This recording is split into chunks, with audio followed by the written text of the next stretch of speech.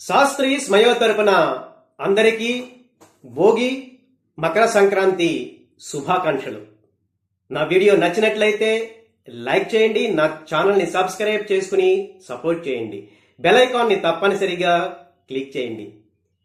కేరళలోని శబరిమల అయ్యప్ప స్వామి దేవాలయాన్ని మండల పూజ మకర విలక్కు సందర్భంగా ప్రతి సంవత్సరం దేశంలోని అనేక ప్రాంతాల నుంచి, ముఖ్యంగా తెలుగు రాష్ట్రాల నుంచి లక్షలాది భక్తులు దర్శించుకుంటూ ఉంటారు. ఈ విషయం మనకందరికీ తెలుసున్నదే.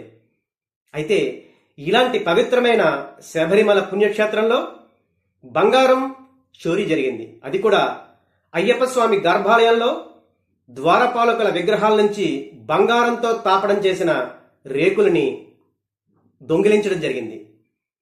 దీంతో అయ్యప్ప భక్తుల మనోభిప్రాయాలు, మనోభావాలు ఒక్కసారిగా షేక్ అయ్యాయి.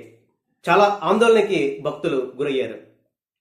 ఈ విషయాన్ని శబరిమల దేవస్థానం, ట్రివాన్కూర్ బోర్డు, అలాగే కేరళ కమ్యూనిస్ట్ ప్రభుత్వం మొదట్లో చాలా లైట్గా తీసుకుంది, పట్టించుకోలేదు. ఎప్పుడైతే హిందూ సంఘాలు కేరళ హైకోర్టుని అప్రోచ్ అవడం జరిగిందో, కేరళ హైకోర్టు దేవస్వం బెంచ్ ఈ శబరిమల బంగారం చోరీ మీద దర్యాప్తు జరపవలసిందిగా కేరళ కమ్యూనిస్ట్ ప్రభుత్వాన్ని ఆదేశించడం జరిగింది.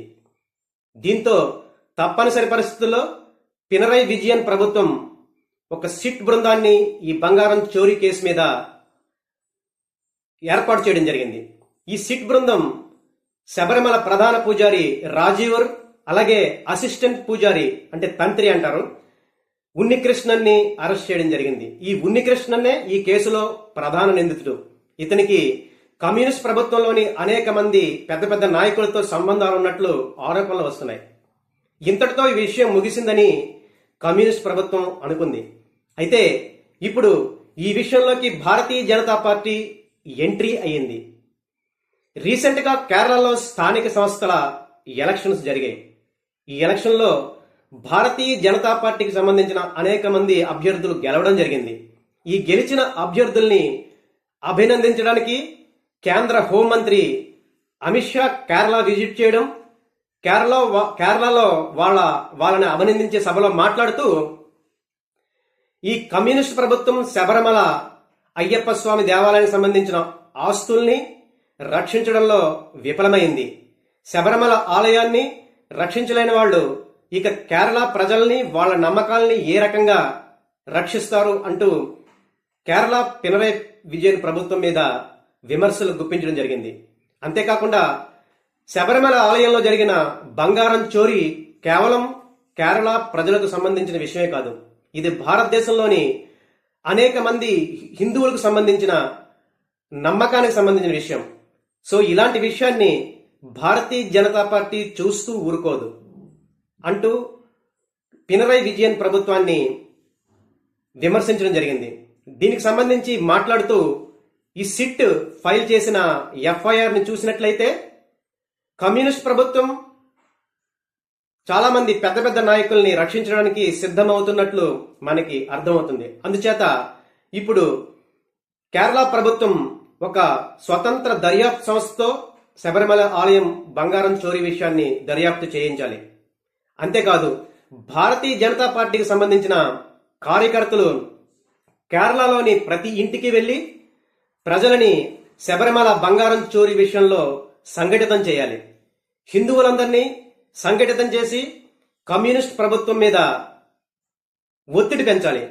అప్పుడే శబరిమల ఆలయంలో బంగారం చోరీ చేసిన దోషుల్ని ప్రభుత్వం పట్టుకునే అవకాశం ఉంటుంది. వాళ్ళని శిక్షించే వరకు భారతీయ జనతా పార్టీ ఉద్యమాలు చేస్తూనే ఉంటుంది.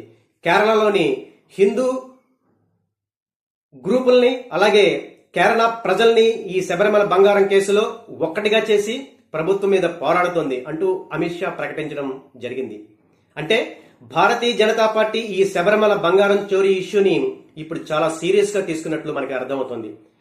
ఇదివరకు కూడా భారతీయ జనతా పార్టీ శబరిమల ఇష్యూని సీరియస్ గా తీసుకుని కేరళలోని హిందూ గ్రూపులని, ప్రజలని ఏకం చేసి శబరిమల అయ్యప్ప స్వామి దేవాలయానికి సంబంధించిన నమ్మకాలని, పవిత్రతను కాపాడడంలో సక్సెస్ అయిందని చెప్పాలి. 2019లో సుప్రీంకోర్టు ఆర్డర్స్ ని ఇంప్లిమెంట్ చేయడానికి కేరళ ప్రభుత్వం శబరిమలలో మహిళలని ఎలౌ చేయడం జరిగింది. సాధారణంగా శబరిమల దేవస్థానంలో శబరిమల ఆలయానికి 10 సంవత్సరాల నుంచి 55 సంవత్సరాల లోపల ఉన్న మహిళల్ని దర్శించుకోవడానికి ఎలౌ చేయరు. అలాంటి మహిళలు నిషిద్ధం. కానీ ప్రజల నమ్మకాలు, శబరిమల సంబంధించిన సాంప్రదాయాల్ని పట్టించుకోకుండా కేరళ ప్రభుత్వం మహిళలని శబరిమల వెళ్ళడానికి అనుమతించడం జరిగింది. దీంతో ఒక్కసారిగా భారతీయ జనతా పార్టీ, ఆర్ఎస్ఎస్ నేతృత్వంలోని కేరళలోని అనేక హిందూ సంఘాలు, కేరళ ప్రజలు మహిళలని శబరిమలకు ఎలౌ చేయడాన్ని వ్యతిరేకించాయి. తీవ్రంగా పోరాడే కూడా. ఈ విషయంలో వాళ్ళు సక్సెస్ అయ్యారు. దాంతో కమ్యూనిస్ట్ ప్రభుత్వం అప్పుడు కేరళలోకి మహిళల్ని శబరిమల ఆలయానికి వెళ్ళడానికి సాహసించలేదు. లేకపోతే చాలా మంది మహిళా సంఘాలు, హేతువాద సంఘాలు శబరిమలలోకి వెళ్ళడానికి, మహిళలను తీసుకెళ్ళడానికి చాలా ప్రయత్నాలు చేశాయి. దాన్ని బీజేపీ, ఆర్ఎస్ఎస్ అడ్డుకోగలిగాయి కేరళ ప్రజల సపోర్టుతో. సో దాంతో కేరళలో బీజేపీ, ఆర్ఎస్ఎస్ సపోర్టు చాలా బాగా పెరిగింది. ముఖ్యంగా పట్నంతిట్ట, చెంగనూరు, ఎర్నాకుళం, కొట్టాయం, తిరువనంతపురం, పాల్కాడ్, త్రిశూర్ ఇలాంటి అనేక ప్రాంతాల్లో బీజేపీ, ఆర్ఎస్ఎస్ స్ట్రాంగ్ గా అవడానికి శబరిమల ఇష్యూ ఒక రకంగా పనిచేసిందని చెప్పాలి. ఇప్పుడు మరొకసారి బీజేపీ ఈ రకంగా తన సంఘ్ పరివార్తో కలిసి ఈ శబరిమల బంగారం చోరీ కేసులో పోరాడడానికి సిద్ధమైంది. సో దీనికి ప్రజలు కూడా మద్దతు పలకాలంటూ ఇప్పుడు అమిత్ షా స్టేట్మెంట్ ఇవ్వడం జరిగింది. అయితే ఈ శబరిమల బంగారం చోరీ కేసులో అక్కడ ప్రధాన పూజారి రాజీవర్ని, అలాగే ఉన్నికృష్ణన్ని అరెస్ట్ చేసి కమ్యూనిస్ట్ ప్రభుత్వంలో, అలాగే కాంగ్రెస్ లోని చాలా పెద్ద పెద్ద నాయకుల్ని కాపాడేందుకు పినరయ్ విజయన్ ప్రభుత్వం ట్రై చేస్తోందంటూ బీజేపీ నాయకులు ఆరోపిస్తున్నారు. అందుగురించే స్వతంత్ర దర్యాప్తు సంస్థ చేత ఇప్పుడు ఈ శబరిమల ఇష్యూ మీద దర్యాప్తు జరిపించాలని, సిట్ కాదని బీజేపీ అలాగే అమిత్ షా కూడా అడగడం జరిగింది. అయితే కమ్యూనిస్ట్ ప్రభుత్వం ఈ ఆరోపణల్ని ఖండిస్తోంది. బీజేపీ ఈ శబరిమల ఇష్యూని రాజకీయాలకు ఉపయోగించుకుంటూ ఎదగాలని చూస్తోందని, సో కేరళ ప్రజలు దీన్ని సమర్థించరంటూ కమ్యూనిస్ట్ ప్రభుత్వం చెప్తుంటే, కమ్యూనిస్ట్ నాయకులు చెప్తుంటే, భారతీయ జనతా పార్టీకి సంబంధించిన వ్యక్తులు అవును మేము హిందూ రాజకీయాలను చేస్తున్నాం, శబరిమల సంస్కృతి సాంప్రదాయాలను కాపాడడానికి మేము రాజకీయాలు చేస్తుంటే కమ్యూనిస్ట్ ప్రభుత్వం హిందూ వ్యతిరేక, శబరిమల సాంప్రదాయాలకు వ్యతిరేకంగా పనిచేస్తోందంటూ ప్రత్యారోపణలు చేయడం జరుగుతోంది. అయితే ఈ ఆరోపణల్ని, ఈ ప్రత్యారోపణల్ని పక్కన పెడితే శబరిమల ఆలయంలో జరిగిన బంగారం చోరీకి సంబంధించి దోషులని పట్టుకుని శిక్షించవలసిన బాధ్యత కేరళ ప్రభుత్వం మీద ఉంది. ఈ విషయంలో ఎవరైనా సరే, ఏ పార్టీ అయినా, ఏ గ్రూప్ అయినా స్పందించి ప్రజలతో కలిసి ఉద్యమించవలసిందే. ఎందుకంటే శబరిమల అయ్యప్ప దేవాలయం ప్రజల నమ్మకాలకి, హిందూ మనోభావాలకి వేదిక. దీన్ని కాపాడుకోవాల్సిన బాధ్యత హిందువుల మీదే ఉంది. సో ఈరోజు నా వీడియోలో ఎక్స్ప్రెస్ చేసిన విషయాల మీద మీ అభిప్రాయాల్ని తెలియజేయండి.